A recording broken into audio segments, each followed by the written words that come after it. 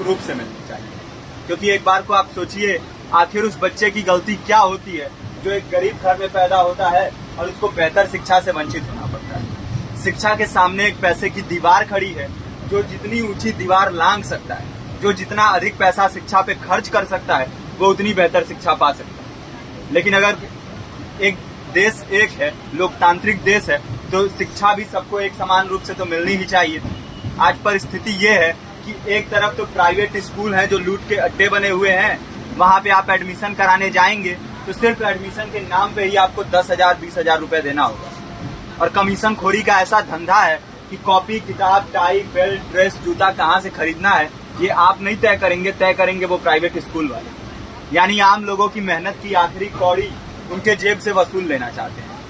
और दूसरी तरफ सरकारी स्कूलों में न तो पर्याप्त टीचर है, न पर्याप्त बिल्डिंगें हैं। 2019 का ही ये पुराना आंकड़ा है कि हर 100 में से 52 स्कूलों में या तो एक टीचर है या 2 टीचर हैं। और उन्हीं टीचरों के ऊपर जिम्मेदारी थोप दी जाती है कि जनगणना करो, मतगणना करो, पशुगणना करो, तमाम काम करवाए जाते हैं। और 19 के बाद से तब से कितने टीचर रिटायर हुए होंगे और 18 के बाद से कोई टीचर की वैकेंसी भी नहीं है। आप खुद भी सोच सकते हैं ये परिस्थिति और कितनी बिगड़ी हो। इसीलिए हम लोग ये मांग उठा रहे हैं, चाहे कोई राष्ट्रपति का बच्चा हो या किसी मजदूर का, सबको शिक्षा एक समान मिलनी चाहिए और निःशुल्क रूप से मिलनी चाहिए। प्रेमचंद ने अपने दौर में भी कहा था कि एक सभ्य समाज में ऊंची से ऊंची तालीम मुफ्त होनी चाहिए और इसका पूरा खर्च गवर्नमेंट को उठाना चाहिए, क्योंकि हमारे देश को फौज से ज्यादा आवश्यकता तालीम की है। और शिक्षा से जुड़ता हुआ ही दूसरा मुद्दा हम लोग उठा रहे हैं। दूसरा मुद्दा है रोजगार का। रोजगार की परिस्थिति ये है कि आज सरकारी सेक्टर हो या प्राइवेट, सब कुछ ठेका संविदा के हवाले किया जा रहा है। परमानेंट नौकरियां लगातार घटाई जा रही है। इसी रेलवे में 1995 के आसपास लगभग 18.5 लाख कर्मचारी काम करते थे, लेकिन आज उनकी संख्या 12 लाख थी। आप खुद भी सोच सकते हैं कितने बड़े पैमाने पे परमानेंट पदों को घटाया जा रहा है। और आज आलम ये है, एक तरफ लाखों पद खाली पड़े हैं, फिर भी कोई वैकेंसी नहीं निकलती। जो वैकेंसियां निकलती हैं उनमें भ्रष्टाचार होता है, पेपर लीक हो जाते हैं। RO, UP police, BPSC, SSC, CGL, ऐसे तमाम पेपर लीक हो चुके हैं, आप लोग भी जानते ही हैं। अभी नीट की धांधली में ये पता चला कि एक एक पेपर 30 लाख से 50-50 लाख रुपए में बेचा गया। हम और आप तो ये पैसा नहीं दे सकते। पूरी की पूरी कारस्तानी सरकार, प्रशासन, शिक्षा माफियाओं की होती है। और भुगतता कौन है?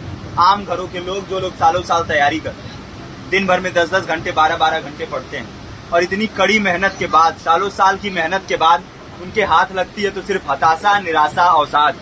बहुत से छात्र नौजवान जो इस बेबसी में, इस डिप्रेशन में नहीं जी पाते, आत्महत्या तक के कदम उठा लेते हैं। लेकिन ये देश की विडंबना है कि टीवी चैनल, अखबार, मीडिया, नेता, मंत्रियों के लिए कहीं ये कोई मुद्दा नहीं है। उनके लिए मुद्दे हैं तो जाति, धर्म, रंग, नस्ल, अगड़ा पिछड़ा। आज जब पूरी परिस्थिति इतनी भयावह है तो ये जरूरी है कि लोगों के बीच में जाया जाए, लोगों को संगठित किया जाए और एकजुट किया जाए। क्योंकि आज अगर अपने मुद्दों पर बोलेंगे नहीं तो कल को ये परिस्थिति और बिगड़ेगी। हो सकता है ले दे के अपनी जिंदगी तो हम लोग काट ले जाएं, लेकिन आने वाली पीढ़ियों को क्या भविष्य देके जाएंगे, ये भी सोचने वाली बात है। हमारे साथी ने आपको पर्चा दिया है, पर्चा आप तक पहुंच गया है। पर्चे में और भी बातें हैं, इसको पूरा विस्तार से पढ़िए। पर्चे में हमारा नंबर है, संपर्क कीजिए।